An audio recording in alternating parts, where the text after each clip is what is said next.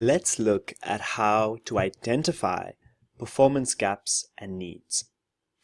The two key questions you are always asking yourself when you're thinking about performance needs and gaps is what is happening and what should be happening. What is happening and what should be happening, right? So between those two questions are the gaps that we need to focus on. So what I have on your screen is not only the two questions, which are in these columns right over here, but also the areas in which you need to be thinking about. Let's talk about them a little bit more. And these are drawn from a framework called the Balanced Scorecard, which we'll be discussing in step 2. Right. So we have the mission of the organization, the customer focus, the internal processes, the learning and knowledge, and the financial systems. And each of these perspectives or lenses on the organization then have areas that you need to think about as you're going through. So, when we think about our mission and objectives, we need to think about what is happening right now and what is the envisioned mission and objectives of the organization. Next, we need to think about what performance standards have been laid out and what is the current status of whether those performance standards are being met or not. When we think about customers, we have specific evaluative criteria that we use to think about these gaps in a more nuanced way. We think about lead time. The question you can ask is, how long does it take between order and delivery? What is the defect level of incoming products? How many times do you deliver on time? What does your customer relationship management system look like? And what are your delivery forecasts? And how accurate are those forecasts? How are they calculated? When we think about internal processes, we're thinking about units produced per given period of time, right? We're thinking about absenteeism. So when you're thinking about internal processes, you're not just thinking about the product and the processes that you need to produce the product or the service, but also your internal processes when it comes to staff. So let's think about things like absenteeism or accidents. Those are staff-related internal processes. What are your outputs and outcomes per unit of time or of money?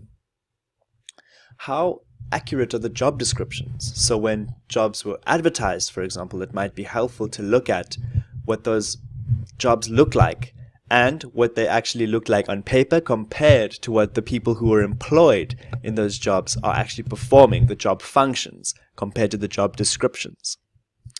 We can look at the emphasis on diversity, equity, and inclusion, a very critical thing that I'd like to take a moment to talk about. No organization is a neutral space. All organizations, big or small, are embedded with power. And that power is very, very important to talk about. Let me provide some examples. Male-dominated organizations may be very difficult for female employees to operate within. Those who have different sexual orientations may feel incredibly silenced in an organization. And so when we think about diversity, equity, and inclusion, what we need to think about is how difference and differences are leveraged as strengths. And so when we're thinking about internal processes, I like to ask questions about how people from marginalized communities, those who perhaps come from low socioeconomic statuses, women in the organization, those from different sexual orientations, different races, different religions, how they experience the organization. And how they experience the organization is often a result of internal processes such as pay, such as respecting space and cultural differences in the organization. And powerful organizations are able to really address and be sensitive to the differences in their organizations. And so this is a really critical thing to think about further. That links very closely to the learning and knowledge. An organization that doesn't learn will never survive. And so when we're thinking about the needs of the organization, we need to think about the formal and informal skills.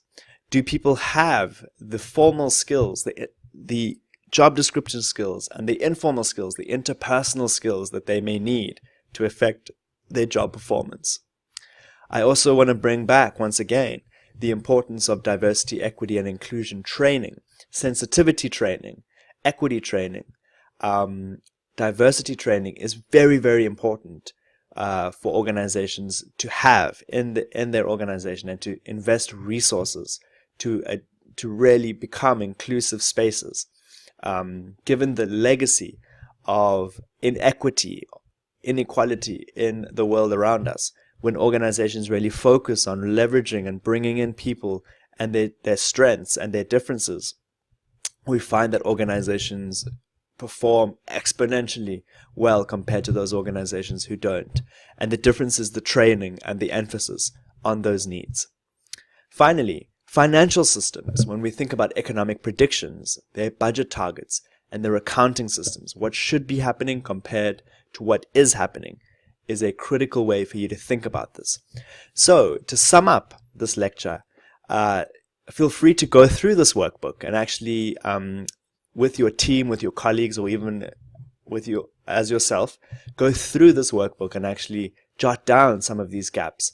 And that's a critical way to collect some of the important data for you to think about and focus on. In the next lecture, we'll actually be organizing this data. Now that you've captured it, we'll then go to organizing it and preparing it for a memo, and then finally for step 2, which is the analysis.